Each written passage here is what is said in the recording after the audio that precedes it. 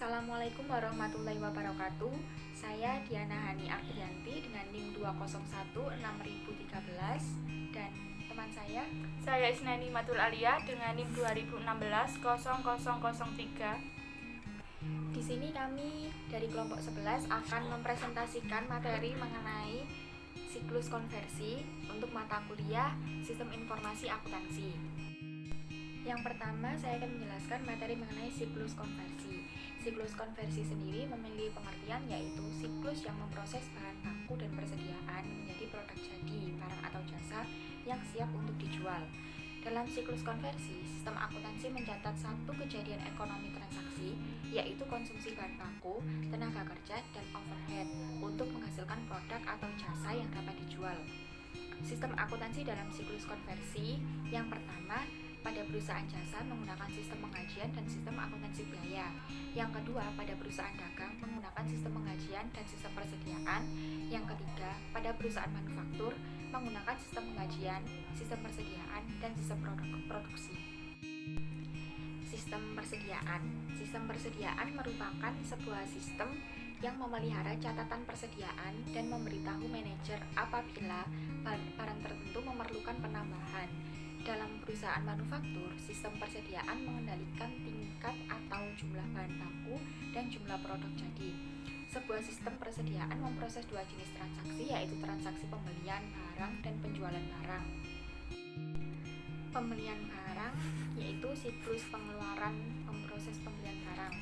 Jurnal yang dibuat untuk mencatat transaksi ini tergantung pada metode yang digunakan untuk akuntansi persediaan, yaitu terdiri dari metode periode atau periodik dan metode perpetual.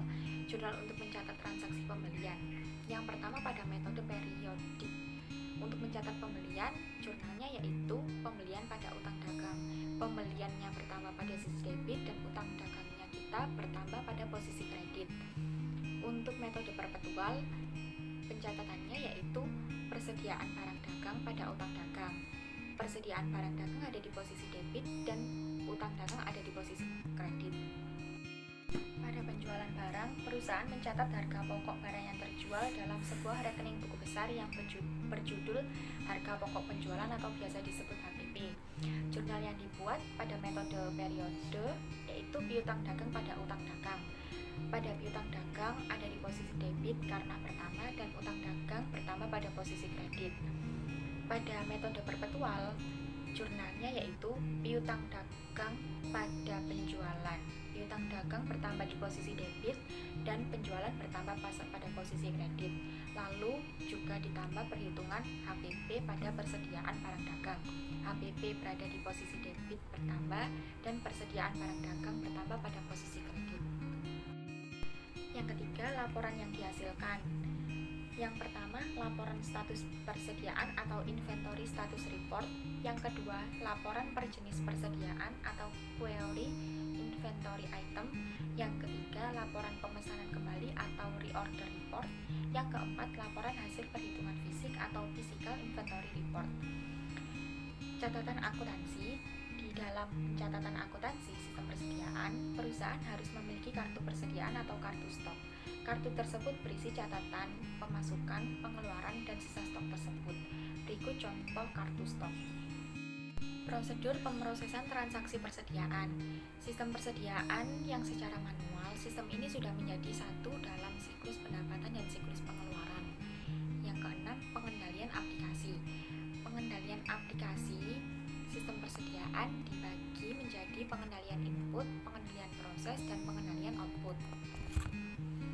Pada pengendalian input, prosedur pengendaliannya yaitu uji kelengkapan, verifikasi ekstensi nomor dan kuantitas pada laporan penerimaan barang, verifikasi ekstensi data, nomor, kuantitas barang, dan nomor rekening buku besar pada formulir permintaan bahan baku. Jenis input, prosedur pengendalian, uji validitas, verifikasi untuk memastikan bahwa nomor barang pada sebuah transaksi ada dalam file induk persediaan. Pemrosesan, prosedur pengendaliannya yaitu penghitung data. Program melakukan verifikasi untuk memastikan bahwa debit pada rekening persediaan sama dengan angka pada laporan penerimaan barang. Program juga melakukan verifikasi untuk memastikan bahwa angka permintaan bahan baku. Untuk output, prosedur pengendaliannya yaitu petugas melakukan verifikasi dari laporan kontrol untuk memastikan bahwa seluruh transaksi telah diproses. Yang selanjutnya menjelaskan mengenai sistem produksi. Pengertian sistem produksi yaitu mencakup serangkaian aktivitas bisnis dan kegiatan pengolahan data yang berkaitan dengan proses pembuatan produk. Hubungan antara sistem produksi dan subsistem lainnya secara komprehensif adalah sebagai berikut. Yang pertama, siklus pendapatan yang memberi informasi tentang produk apa yang dipesan dan ramalan penjualan kuantitas yang akan digunakan oleh bagian produksi untuk menyusun rencana produksi dan tingkat jumlah persediaan. Yang selanjutnya yang kedua yaitu informasi tentang bahan baku dikirim ke siklus pembelian dalam bentuk surat permintaan pembelian. Siklus pembelian juga memberikan informasi tentang bahan baku yang dibeli dan pengeluaran yang termasuk dalam overhead pabrik. Yang ketiga, informasi tentang kebutuhan tenaga kerja untuk memberikan data tentang tersedianya tenaga kerja dan biaya tenaga kerja. Yang keempat, informasi tentang harga pokok produksi untuk siklus buku besar dan pelaporan. Sistem informasi akuntansi sebuah perusahaan memainkan peranan penting dalam sistem produksi. Yang pertama, komposisi produk. Yang kedua, penentuan harga jual produk. Yang ketiga, perencanaan dan alokasi. Yang keempat, penjadwalan manajemen biaya. Aktivitas-aktivitas dalam sistem produksi. Yang pertama, perancangan produk. Dokumen yang dihasilkan dari aktivitas ini adalah daftar kebutuhan bahan baku yang berisi rincian bahan baku, baik spesifikasi, kode, nama, dan kuantitas setiap jenis bahan baku yang akan digunakan dalam produksi. Yang kedua, daftar kegiatan yang menetapkan tenaga kerja dan persyaratan mesin yang akan digunakan untuk membuat produk. Kedua, perencanaan dan penjadwalan. Untuk membuat rencana produksi tersedia dua metode, perencanaan sumber manufaktur dan sistem manufaktur just in time atau JIT. Dokumen yang digunakan dalam aktivitas ini adalah yang pertama jadwal produksi, yang kedua order produksi, yang ketiga bukti permintaan bahan baku. Lalu selanjutnya proses atau kegiatan produksi. Aktivitas yang terkait dalam proses produksi ini bervariasi, tergantung pada tingkat kompleksitas produk yang dihasilkan dan teknologi pemrosesan yang digunakan. Lalu ada akuntansi biaya. Selanjutnya, sistem akuntansi biaya. Tujuannya yang pertama adalah menghasilkan informasi untuk perencanaan, pengendalian, dan penilaian kinerja kegiatan produksi. Yang kedua, menghasilkan informasi biaya yang akurat. Yang ketiga, menghasilkan informasi yang dapat digunakan untuk menghitung nilai persediaan dan harga pokok persediaan. Sistem yang biasa digunakan dalam akuntansi biaya. Yang pertama, sistem harga pokok pesanan atau job order costing, membebankan biaya ke kelompok produksi tertentu. Contohnya, perusahaan konstruksi yang menghitung biaya setiap rumah yang dibangun. Yang kedua, sistem penentuan harga pokok proses atau proses costing, membebankan biaya kepada setiap proses lalu dihitung rata-rata biaya produk per unit. Contohnya, perusahaan Coca-Cola yang mengumpulkan semua biaya produksi untuk dihitung rata-rata biaya produksi per botol atau per kaleng. 1. Laporan yang dihasilkan. Yang pertama, laporan kontrol atau control report. Yang kedua, laporan harga pokok produksi atau production cost report. Yang kedua, catatan akuntansi. Pertama, jika perusahaan mengolah data secara manual atau non-computer record, maka satu perusahaan jasa dan manufaktur menggunakan kartu HPP, dan jika menggunakan sistem harga pokok pesanan, catatan dibuat satu halaman untuk setiap pesanan. Kemudian jika menggunakan sistem harga proses, catatan dibuat satu halaman untuk setiap pusat biaya. Yang kedua, jika perusahaan mengolah data menggunakan komputer. Yang pertama, catatan akuntansi akan sama dengan catatan akuntansi manual. Kemudian dalam sistem database, data biaya ditampung dalam subskema secara independen. File yang diselenggarakan, file pusat biaya, file harga pokok pesanan. Yang ketiga, prosedur pengolahan transaksi biaya. Yang pertama, bagian gudang. Bagian ini akan menyerahkan laporan order ulang ke Departemen Pengawasan Produksi jika persediaan telah mencapai jumlah pemesanan kembali. Yang kedua, Departemen Pengawasan Produksi. Atas dasar laporan order ulang, Departemen ini membuat order produksi sebanyak 2 lembar dan mendistribusikannya sebagai berikut. Lembar pertama diteruskan ke bagian pabrik, kemudian lembar kedua diserahkan ke bagian akuntansi biaya. Yang ketiga, bagian pabrik. Atas dasar perintah produksi yang diterima, bagian ini akan meminta barang dengan membuat bukti permintaan bahan dan diserahkan ke bagian gudang. Kemudian bagian gudang. Setelah menerima bukti permintaan bahan, bagian gudang menyerahkan barang ke bagian pabrik dan meneruskan bukti permintaan bahan ke bagian akuntansi biaya. Kemudian bagian pabrik. Setelah menerima bahan baku dari gudang, bagian ini akan membuat tiket kerja atau job tiket dan menyerahkan ke bagian akuntansi biaya. Selanjutnya, bagian ini akan mengerjakan proses pembuatan barang. Jika telah selesai, maka bagian pabrik akan melengkapi isian pada perintah produksi dan menyerahkannya ke bagian akuntansi biaya. Kemudian bagian akuntansi biaya, bagian ini mula-mula menerima tembusan perintah produksi, lalu menyiapkan catatan akuntansi biaya dan mengarsipkan dokumen tersebut sesuai urutan nomor. Bagian ini selanjutnya juga menerima bukti permintaan bahan dan tiket kerja. Selanjutnya, bagian ini akan mengeluarkan perintah produksi dari arsipnya dan mencatat konsumsi biaya dalam catatan akuntansi biaya. Setelah produk selesai dibuat, bagian ini juga menerima perintah produksi yang sudah lengkap dari bagian produksi. Selanjutnya, bagian ini akan menghitung harga pokok per unit, mencatatnya ke dalam jurnal voucher, dan mengarsipkan dokumen-dokumen tersebut sesuai urutan nomor. Yang keempat, aktivitas pengendalian sistem akuntansi biaya. Yang pertama ada manual, aktivitas otorisasi transaksi. Bahan bakunya, manajer pengawasan produksi mengotorisasi, pengawasan persediaan menyetujui. Yang kedua, pengamanan terhadap bahan baku. Kuantitas ditentukan atas dasar kebutuhan bahan baku. Bahan hanya dikeluarkan jika ada bukti permintaan bahan baku. Kemudian pemisahan tugas, bagian pabrik dan pengawasan produksi, pencatatan persediaan barang dan gudang, akuntansi keuangan dan akuntansi biaya. Kemudian dokumen dan catatan yang memadai.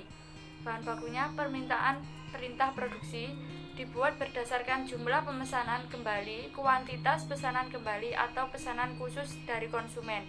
Kemudian perintah produksi dibuat hanya berdasarkan permintaan order produksi. Bernomor urut tercetak, catatan harga pokok pesanan dibuat atas dasar order produksi. Transaksi diposting setiap hari. Setiap akhir bulan dibuat kontrol total, catatan persediaan. Permintaan bahan baku bernomor urut tercetak. Setiap akhir bulan dibuat kontrol total. Buku besar akuntansi biaya diintegrasikan ke dalam akuntansi keuangan, dibuat kontrol total dari catatan persediaan dan akuntansi biaya. Kemudian otorisasi transaksi. Tenaga kerjanya, manajer pengawasan produksi mengotorisasi, pengawas produksi menyetujui. Kemudian pemisah tugas, pencatatan waktu kerja. Yang kedua, aktivitas pengendalian sistem akuntansi biaya menggunakan komputer. Yang pertama, bagian gudang. Bagian ini akan menyerahkan laporan pemesanan kembali ke Departemen Pengawasan Produksi jika persediaan telah mencapai titik pemesanan kembali. Kemudian, Departemen Pengawasan Produksi atas dasar dokumen order penjualan dan laporan pemesanan kembali, departemen ini membuat perintah produksi sebanyak 2 lembar dan mendistribusikannya sebagai berikut. Lembar pertama diteruskan ke bagian pabrik, kemudian lembar kedua diserahkan ke Departemen Pengolah Data. Kemudian Departemen Pengolah Data menerima perintah produksi dari Departemen Pengawasan. Selanjutnya, bagian ini melakukan perhitungan jumlah kelompok dan memasukkan data produksi ke dalam komputer. Setelah menerima input data produksi, bagian ini menjalankan program komputer berupa validasi transaksi. Keluaran dari proses ini adalah hasil perhitungan jumlah kelompok dan data produksi yang telah divalidasi. Selanjutnya, bagian ini akan menjalankan program penggabungan data produksi yang baru dengan data yang telah terkumpul sebelumnya. Keluaran dari proses ini adalah data produksi yang telah digabung dalam file hingga pokok pesanan. Bagian pabrik, atas dasar perintah produksi yang diterima, bagian ini akan meminta bahan baku dengan membuat bukti permintaan bahan baku dan diserahkan ke bagian gudang. Bagian gudang, setelah menerima permintaan bahan baku, bagian gudang menyerahkan barang ke bagian pabrik dan meneruskan bukti permintaan bahan baku tersebut ke bagian akuntansi biaya. Kemudian bagian pabrik, setelah menerima bahan baku dari gudang, bagian ini akan membuat tiket waktu kerja atau job ticket dan menyerahkan ke bagian akuntansi biaya. Selanjutnya, bagian ini akan mengerjakan proses pembuatan barang. Jika proses produksi telah selesai, maka bagian pabrik akan melengkapi isian pada perintah produksi dan menyerahkan ke Departemen Pengolahan Data. Kemudian Departemen Pengolahan Data, bagian ini menerima bukti permintaan bahan baku dan tiket waktu kerja. Atas dasar kedua dokumen tersebut, bagian ini melakukan perhitungan jumlah dan kelompok dan memasukkan ke data produksi ke dalam komputer. Setelah menerima input data pemakaian bahan baku dan tenaga kerja, bagian ini menjalankan program validasi transaksi.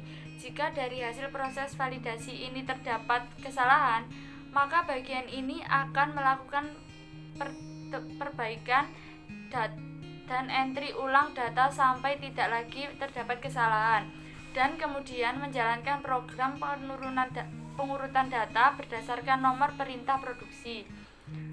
Kemudian tahap berikutnya, bagian ini akan menjalankan program update catatan akuntansi biaya. Hasil dari proses ini adalah laporan kontrol, file harga pokok pesanan yang telah diupdate, dan file pusat biaya. Setelah produksi selesai dibuat, bagian ini juga menerima perintah produksi yang sudah lengkap dari bagian produksi. Selanjutnya, bagian ini akan memasukkan data produk selesai ke dalam komputer dan menjalankan program perhitungan harga pokok per unit dan membuat laporan hingga pokok pesanan. Hasil dari proses ini adalah laporan harga pokok pesanan dan jurnal voucher. Selanjutnya, sistem manajemen sumber daya manusia atau penggajian. Sistem manajemen sumber daya manusia atau sistem penggajian adalah serangkaian aktivitas bisnis dan kegiatan pengolahan data yang terkait yang berhubungan dengan pengelolaan karyawan perusahaan secara efektif. Kegiatan penting yang mencakup dalam sistem manajemen sumber daya manusia adalah: yang pertama, karyawan dan pengangkatan karyawan baru; kedua, pelatihan atau training karyawan baru; ketiga, penempatan atau penugasan karyawan baru; yang keempat, penggajian atau penentuan gaji, upah, dan insentif lainnya; yang kelima, evaluasi kinerja karyawan; dan yang keenam, pemberhentian karyawan. Biaya gaji karyawan dialokasikan ke produk dan departemen untuk digunakan dalam penentuan harga jual produk dan pembuatan keputusan komposisi produk serta untuk mengevaluasi kinerja. Sistem ini merupakan salah satu komponen yang terbesar dan terpenting dalam sistem informasi akuntansi. Selain itu, sistem penggajian harus dirancang sesuai dengan peraturan pemerintah dan sesuai dengan kebutuhan informasi manajemen, karena keterampilan dan pengetahuan karyawan merupakan aktiva yang bernilai tinggi yang harus dikelola, dikembangkan, dan dipelihara secara hati-hati. Aktivitas dalam sistem penggajian. Aktivitas dalam sistem penggajian akan diuraikan dua model, yaitu sistem penggajian yang diselenggarakan secara manual dan sistem penggajian yang dilaksanakan dengan menggunakan komputer. Narasi prosedur penggajian manual. Yang pertama, supervisor atau penyedia, kemudian karyawan baru, bagian gaji, bagian utang, bagian keuangan, dan yang terakhir bagian akuntansi. Aktivitas pengendalian sistem penggajian manual. Agar dapat menghasilkan informasi yang berkualitas, baik selain prosedur baku yang dimiliki dan ditetapkan telah dilaksanakan sebagaimana yang semestinya, perusahaan perlu melaksanakan aktivitas pengendalian, yaitu otorisasi transaksi, pengamanan terhadap aktiva dan catatan, pemisahan fungsi atau tugas, dan penggunaan dokumen dan catatan yang memadai. Narasi prosedur penggajian berbasis komputer. Yang pertama, bagian gaji, kemudian Departemen Pengolahan Data, bagian utang, kasir, dan yang terakhir bagian gaji. Tambahan penjelasan untuk setiap aktivitas di atas sebagai berikut, yaitu pembaruan file induk gaji, pembaruan tarif pajak dan potongan-potongan gaji, pengesahan atau validasi data kehadiran dan data jam kerja, pembuatan daftar gaji, dan pembayaran gaji. Setelah setiap transaksi gaji selesai diproses, juga mengalokasikan biaya tenaga kerja pada rekening buku besar yang sesuai dengan menggunakan kunci berupa kode pada data tiket jam kerja.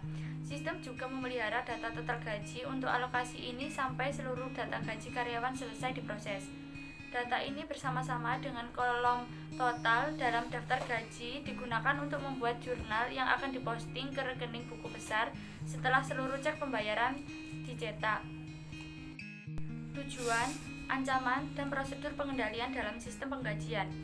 Fungsi kedua dari sistem informasi akuntansi yang dirancang dengan baik adalah untuk memungkinkan dilaksanakannya aktivitas pengawasan dan pengendalian yang memadai guna menjamin bahwa tujuan pengendalian intern dapat dicapai. Sistem pengawasan dan pengendalian intern untuk sistem akuntansi biaya yang diselenggarakan dengan menggunakan sistem komputer dapat dilihat pada tabel sebagai berikut. Prosedur pengendalian dalam sistem penggajian. Ancaman yang pertama, pengangkatan karyawan yang tidak mumpuni dan jujur. Akibatnya kenaikan biaya, produktivitas rendah, dan pencurian. Prosedur pengawasan yang dilakukan yaitu standar pengangkatan karyawan, verifikasi skill pelamar, referensi, dan riwayat pekerjaan. Kemudian penyelenggaraan peraturan ketenagakerjaan. Akibatnya denda dan sanksi moral. Prosedur pengawasan yang dilakukan yaitu dokumentasi prosedur pengangkatan karyawan. Kemudian ancaman yang ketiga, perubahan file induk penggajian secara tidak sah. Akibatnya kenaikan biaya, laporan dan catatan yang tidak akurat, dan kehilangan aktiva atau kas. Prosedur pengawasan yang dilakukan yaitu pemisahan tugas dan pengawasan akses. Kemudian ancaman duta waktu kerja tidak akurat. Akibatnya laporan internal dan biaya tidak akurat. Karyawan banyak yang menganggur dan kelebihan beban. Prosedur pengawasan yang dilakukan, otomasi pengumpulan data, pengawasan aplikasi, rekonsiliasi kartu jam kerja dan tiket waktu kerja. Kemudian, ancaman pemrosesan gaji yang tidak akurat. Akibatnya catatan tidak akurat dan pembuatan keputusan buruk. Penalti pelanggaran hukum pajak, sanksi moral jika karyawan tidak digaji. Prosedur pengawasan yang dilakukan yaitu penjumlahan kelompok dan pengawasan aplikasi lainnya diselenggarakan rekening khusus gaji. Kemudian, ancaman pencurian atau kecurangan distribusi cek gaji. Akibatnya kenaikan biaya dan kehilangan aktiva atau kas. Prosedur pengawasan yang dilakukan yaitu deposit langsung, distribusi cek gaji oleh pihak yang independen, investigasi seluruh cek yang belum diuangkan, pembatasan akses ke blanko cek bernomor urut tercetak, dan rekening khusus gaji dengan sistem dana tetap, dan rekonsiliasi independen rekening gaji. Kemudian ancaman kehilangan data atau penyajian data secara tidak sah. Akibatnya kehilangan aktiva dan penurunan moral. Prosedur pengawasan yang dilakukan yaitu pengawasan akses dan prosedur backup. Sekian presentasi dari kelompok kami. Terima kasih atas perhatiannya. Wassalamualaikum warahmatullahi wabarakatuh.